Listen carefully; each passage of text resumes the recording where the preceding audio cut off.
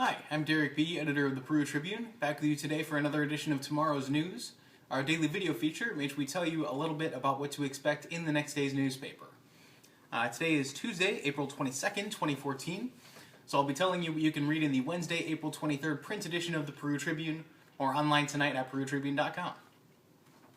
On our lead story, Eric and I did some reporting today on smart snacks in schools. This is a USDA proposal that's going to bring more whole grain and healthy food into schools. Local officials said they don't expect it's going to be a big financial burden, and they're just about ready for it. They were mixed on whether they think it's a good idea. There's particularly interesting comments, I think, in there from North Miami's food service director, who said that she approves of the idea of bringing healthier choices, but doesn't like that they're being pushed onto students. Chad wrote our display story for tomorrow, which is on the Monday Candidates Forum out at Ivy Tech. Miami County voters got a little bit of time to listen to and meet the folks who are asking for their votes in the May primary and the November general election.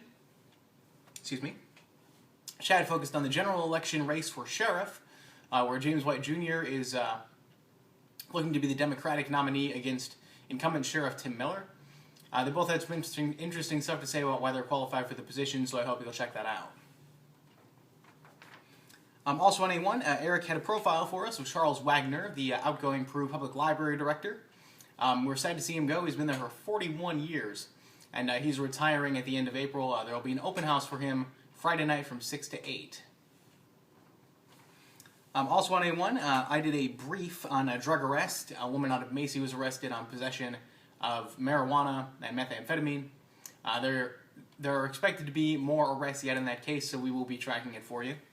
And finally, we had a story on A1 from our friends over at the Wabash Plain Dealer about Heartland Career Center competing for a grant. Be sure to look at that story either in print or online to find out how you can vote for them and possibly get them a little bit more funding. On the education page, Eric did a news story about Corey Howard, who is a 7th grade math teacher out of Mechaniqua.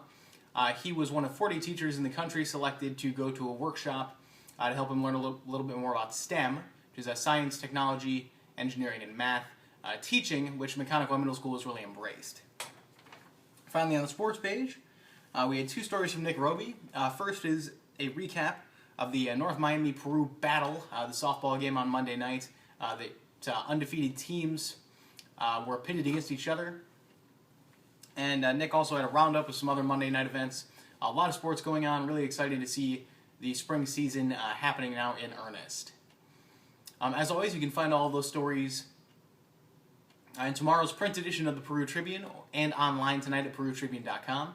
You can find links to them on our Facebook and Twitter pages, which are both Peru Tribune, and you can find me and all of our reporters on Twitter. Until tomorrow, that's tomorrow's news. I will be out Wednesday and Thursday, so I believe either Eric or Chad will be here with you. Have a great week.